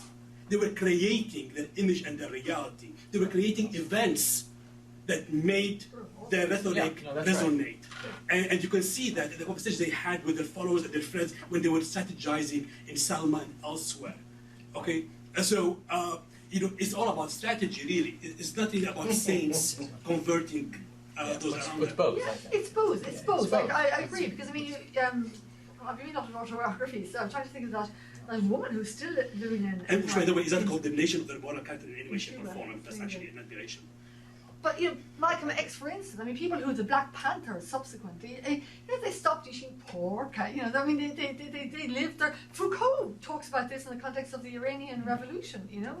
There are practices that the people revolting, the Iranian people revolting. The reason this is Foucault on the Iranian revolt in 1976, but he's 79. He's saying that because people had certain ways of living their lives, And this gave them this kind of soul force that Gandhi and King are talking about. Of course, that's romanticization, idealization, and of course, it's strategy and pragmatics as well. But it's just it's interesting that there is this other side to it. So I'll go backwards here. Susan and then Abdul Qadir, great questions. So Susan, you'll be happy to learn that I think not just an influential, but perhaps the dominant trend in the literature is to do what you're suggesting, to sort of de-emphasize this legal aspect. In part because the assumption is somehow that it does restrain things. It's too restrictive, right? And then the next move, and this is one of the things, as you heard, I'm pushing back against, is sort of to read this all through this pretty simplistic version of Rawls's version of this, which indeed does, to some extent, constrict civil disobedience, right? And even if he doesn't, other liberals at the time did so. I mean, they say things such as it has to be, it's law-breaking content with the existing Constitution, and they often have a pretty static interpretation of the Constitution, right? So I was skeptical of this because of my legalistic impulses, and I guess maybe I just confirmed my skepticism. Maybe this is bogus, but I found it fascinating going back again, starting with Gandhi, the range of legal arguments that are made, many of which are revolutionary. So it's so the argument that often gets missed, I think, by people who don't like this legal prong is the notion that civil disobedience, and this does overlap with there's an anarchist thing going on here, that the act itself, the law breaking itself, it has to prefigure the sort of legal order we want to have. So one of the reasons you do nonviolence, for Gandhi, it's not just one of the reasons, but a fundamental reason, is that we're prefiguring the fundamentally nonviolent order, which nonetheless will be a legal order. He was a lawyer, right? Minimum, you said.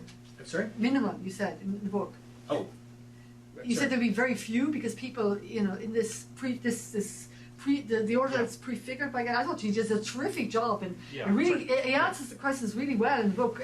Why law at all? But you think in the case of Gandhi, so in the book you say, it's a prefiguring of this. Better social order. That's right, and which legal would still order. be legal, but there'd be less laws, and or violence would be less essential to law. That was the notion. You'd have legal sanctions, right? But you'd still. He actually says you might not have to. You might not need armed police officers. It's really interesting, right? So you get, and then you get also King, whose interpretation I think of the U.S. Constitution comes from 19th century abolitionists like Frederick Douglass. Very radical interpretation of the Constitution. So I just don't. I don't think if you look at these key figures, that you can simply say, legal arguments are necessarily too restrictive. I just don't buy that, and I think it makes sense. So that's a conceptual historical argument. The normative argument or the legal philosophical argument would be, it depends on your conception of law. Law itself can be dynamic and transformative. So and I think a lot of the contemporary literature, which purports to be radical, it seems to me just loses this and actually undermines itself in lots of ways. Okay. Can I just? Yeah, I completely agree with that vision of law, as you know, right? Yeah, right. So I didn't mean to suggest it was more narrow. What I actually wanted to do, though, was to try to step inside the mindset and suggest maybe that's not how people understand what they're doing. You're not always. The values they understand themselves as fighting for in this nonviolent way are not necessarily the values of the legal system. And they're not the current legal system. They're not legal values. Right. They are values that any legitimate legal system they believe should respect. Yeah. Okay. But that doesn't mean they are inherently right. Okay. Yeah. This. A lot of things going on, but this in part I think speaks to Abdul Qadir's question. So these concepts that I developed, they are ideal types in a loosely Weberian sense, which means it's not like you can see the liberal model walking around someplace, right? And indeed, every social movement is going to stand in some sort of messy relationship to them. And indeed, many specific cases of civil disobedience can be interpreted, it seems to me, as having what I would describe as a liberal moment, a democratic moment, and so on. Just following up on what Susan said. So a lot of these movements, of course, it would be absurd to claim, every activist has instantiated this idea that I have. So I nonetheless, like old Max Weber, think these concepts are crucial if we're going to understand, interpret, and begin to, evaluate things like Black Lives Matter. So that's the claim. So also, I'm not an empirical theorist, so I can't talk about the dynamism of these movements, and it's true. This is kind of an interesting methodological question, right? These these sorts of concepts have a static character to them. Maybe there's a problem with that. I mean, this is a big question in philosophy of social science, right? I mean, how you, to what extent do ideal types allow you to capture dynamic social processes? And I don't have an answer to that, but the easy answer is to say I wasn't trying to develop a theory of the movements. I'm basically developing an account which is supposed to help citizens situated in a particular juncture in history, namely the one we find ourselves in, to think about what the heck civil disobedience is and to see that there are these different versions and how they're being challenged. Yeah. Take one more round of questions. I'll start with the gentleman. Oliver, visiting. My question is for all of you, all speakers, and is inspired by Jeff's comments and Simon's questions, because I was wondering, I mean, is there something that civil disobedience poses a specific challenge to political theory? I mean, something is different. It's not like every concept. It's not like freedom. It's not like every institution. It's not about state or whatever. So because it's connected to social movements. And Jeff made this proposal to see we have engagement, we have conceptual approaches, and we have normative approaches. And for me, it seems that the normative approaches always try to explain the practices of social movements in their context. And in two ways, they try to legitimize and to restrict. So Rawls said, well, they are. It's legitimate to break the law, but in certain limits. Right. And the same did Habermas, and the same is your approach, as I understood it, for Black Lives Matter and other, or Snowden or whatever. So, what is now the specific challenge for political theory to address these social movements and practices? And what are the consequences then? Who is the addressee of your arguments? So is it the activist, or is it the public, or is it the state? I mean, we learned that Habermas is always concerned about addressing the public, but here it seems that there are changes because they also address the activists, and I think also they should address the state. And also you are doing this because you say the punishment should be reasonable and not too hard. So, is this a specific that is coming from civil disobedience, or is it from your certain approach of political theory? I mean, this is what I'm interested in. Thank you. We'll get the gentleman, then Zach will have a second chance. Yeah.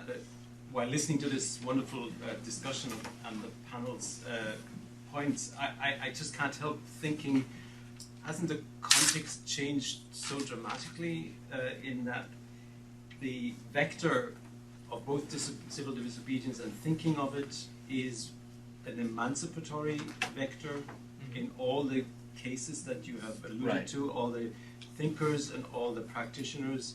It's always with that in mind, but don't we have at the moment a lot of activists that are actually not in that way, and they use this discourse in a kind of, I would say, we probably all would say, in a kind of parasitic way, but nevertheless they present themselves as fighting a cause, and how do we deal with this alt fact? Okay. So something what do you mean? Who are the activists who were? The far right people. The far right? Right, so they're doing civil disobedience. Oh, okay. And I think they're having impact on people's, because they're using parasitically a discourse of emancipation when there's the other dangers. So something in the conversation has left me on edge, which is not uncommon. But I thought it was anomalous, but it's returned again. So I'd like to have the this criticism nailed down. So what I do know of, I haven't read this book, obviously, but what I do know of Bill Scheuerman's work and appreciate is, in my reading at least, there is a defense, a principled defense of concepts like the rule of law and liberalism, and so dealing with these the political issues we have in a serious and what I would say a responsible way. But there's also an appreciation of pluralism, and so I have a question primarily, I guess, for Maeve about what your meaning by this transcendental truth. And transcendental truth when invoking examples like the Iranian Revolution or the Black Panthers. And so is there just, I mean, and how does that square with this problem of pluralism? So what it sounds like you're saying, this is like Alan Baidu's work on revolt and uprising, and there's just by dint of people coming together, there's a generation of truth. And so what does that mean? And I thought, you know, can't we leave this a religious category with a bow and put it aside? Okay. Floor is yours. Jeff, sort of with the first question about the specific challenges for political. Okay, so this is going to be the time where each of us takes like 2 minutes or 3 minutes because the time's running out. I'll go first if you want. I'm partly responding to you, but I'm partly just responding in general because I haven't said anything for a while. One of the advantages of being a commentator is that you don't have to offer a theory. You can just make comments that hopefully are useful or not. But in any case, you can say what you want. Be the critical critic. Yeah, and actually, in my role, like for many years, I've been trying to like bring people together in conversation. So I want to answer your question very briefly in 2 ways. The first is some of you may know that the American Historical Review has long been edited here at Indiana University, and that the current editor of the American Historical Review, Alex Lichtenstein, who's a colleague, just came out with an editorial which bore the title Decolonizing History, and talking about this idea, which, by the way, some of you may be aware of. There is this discourse on campuses about decolonizing. What it references is the fact that there is an intellectual and political world beyond the West that relates in very complicated ways to the West, and that aren't necessarily fully incorporated into the way that we think and do our teaching. Now, I want to bring this back to this. I 100% agree with Bill's defense of liberal democracy, and also, if I would love to give this book to Black Lives Matter people and like Antifa people, they're not interested in this book, but whatever. I think in the context of a liberal democratic society, we need better understandings of law so that we keep having a liberal democracy instead of like killing each other. Okay. At the same time, I'm really mindful of the mythical aspects of this and the limits of the myth. And so I want to say that the intellectual history that Bill has constructed is a myth. Gandhi talking to King, talking to Hugo Badau, talking to Rawls, talking to us. No. And in fact, I'm sorry, this chapter called Witness, and you referenced Berrigan's. The Berrigan's were totally different than King. Okay? Much more radical, religiously, symbolically. Let me make my point. A lot of these people were engaging particular context. And for example, Gandhi. Okay, I published a piece in Perspectives last year by this guy Sandip Dasgupta about the relationship between Gandhi and Nehru and the third guy, Abdikar, I think was his name, in India. And this is a very harsh critique of Gandhi. We love Gandhi. Okay? Gandhi, there are perspectives on Gandhi that are very, very critical. We love him because he says soul force, and but the fact is, these activists were engaging in some very messy contexts, and we can reconstruct them in ways that allow them to become part of a certain ethos of liberal democracy. I'm all for that, but it's a reconstruction. And when you give your book to the Black Lives Matter guys, if you don't want to said you're going to go. I am. But when I do, if I don't pay attention to what Julian Hooker is saying, and to the fact that there is a very robust African-American political theory that's engaging these questions in a different way, they need to be part of the conversation. That's my point. I'm not talking to you, I'm talking to me. Myself. Okay, so I'll just respond to the Zach's moral truth. There's so much. I could say I have to just think how I can get this done. So I don't think the word moral truth has to ever be mentioned by people who are actually practicing civil disobedience, and maybe only cautiously by people who are writing about civil disobedience. But I think, coming from a philosophical perspective, something that I call moral truth, something that has to be there. It is this, and it has to be given a robust interpretation. it has to be thought about in what I call, I've worked this out, a non-authoritarian way, meaning a non-authoritarian way about thinking about truth.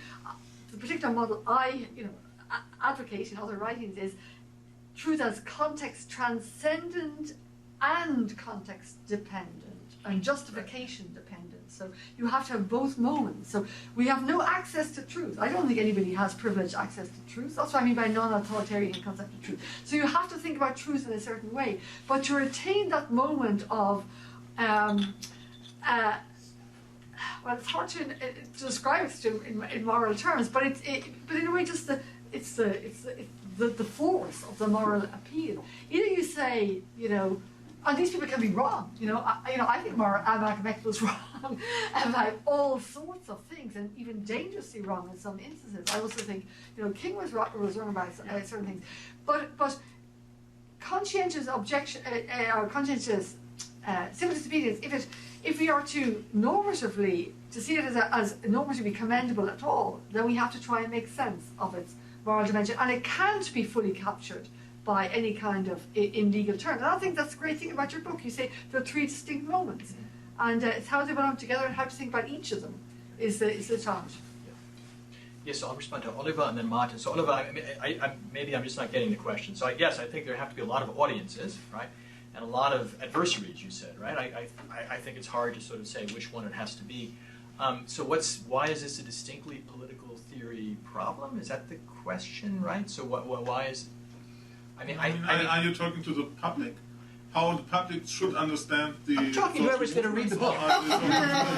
No, but yeah, I'm talking to both. Yeah, no, and also to the state. And right. So, and what's okay? So maybe I'm not getting it. But what's distinctly political theory-ish to me is this fascinating puzzle behind civil disobedience, that one can break the law for crying out loud, and somehow this is not only legitimate, but it's a name of law. That's not something I'm just making up. This is going on, and given the contemporary context, it's going to continue to go on, and we need to figure out, what it is versus other forms of protest. And I actually don't. So, in some sense, yes, my account is restrictive, but only I would say in the sense that there are some things that we might not want to describe as civil disobedience, but we nonetheless might say, oh, this still makes sense.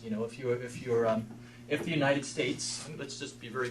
This is the thing that's bothered me the last year. If the United States begins to move towards an authoritarian state, it's a different ballgame, perhaps, and we'd have to think about that, for example, right, in terms of other forms of protest. I'm with Jeff and others, and I think all the empirical evidence shows nonviolence is the way to go, but yeah, there will be and should be, I think, room for forms of protest which we may not describe as civil disobedience, So, okay, but that's complicated. So Martin, yeah. So you're absolutely right. How these and what I did is just the last couple pages, very very briefly, because this has worried me. And a lot of people, when I've talked about this is what they've said, right? So these are always these idealized examples of the heroes in history. And first of all, there are a lot of the people who were less successful at doing civil disobedience. I was one of those in college who weren't quite successful. That's why you never heard about it. I won't talk about it. But also, yeah, whatever reactionary, anti-liberal, authoritarian forces. So all I say at the end is, it seems to me, according to, if you take these models seriously, even in, of course there's going to be civil disobedience undertaken by people and by positions which you and I may find unacceptable, right? I think if they nonetheless are following the rules of civil disobedience, the community and the state in particular owes them some measure of respect, which may mean leniency. So if you're an anti-abortion activist and you're engaging in civil disobedience, I don't have a problem if a judge, substantively, I'm not happy with this, but a judge, actually, it seems to me there's a good reason why that judge may say, no, this was politically motivated lawbreaking. This was not criminality, all right? So, no, of course one can't say, and the reason for this is one in advance cannot say, given the fact of pluralism, which political views are reasonable, which ones should take the form of law, or even if they do take the form of law, then they have to be revisited. So there has to be, there's a lot of room here, it seems to me. However, I do think there are limits, so I think, as I say at the end, if you're a racist or a fascist, it seems to me, the basic assumptions of what you're doing undermine fundamental assumptions that are shared by all of these models, including the anarchists. I mean, you no longer are operating, it seems to me, on the terrain of some fundamental notion, and of course this would have to be laid out, of human equality, of respect for human beings as respect. So if you, there are cases I mentioned in California of people overturning a bus filled with undocumented migrants, and and people said, "Oh, that's civil disobedience." No, I think that's it's politically motivated. But if there are good reasons for believing that this is racially motivated, no, I would not encourage the judge in that situation to treat that. Or the other case that I came across in former East Germany, where there was a hostile. They forced this bus of refugees to leave, and the mob was egged on by.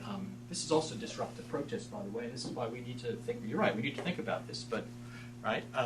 Or uncivil disobedience was egged on by these neo-fascists, and I don't think that should be described as civil disobedience, because, and that's where I do, again, and maybe this is naive, but I do rely on this broader conceptual history. So from Gandhi on, there have been certain assumptions which I think fascists and racists do not accept.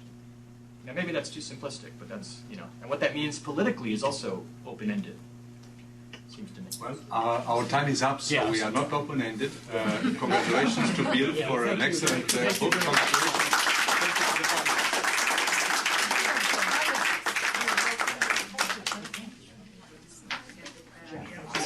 It's great. I came prepared to be totally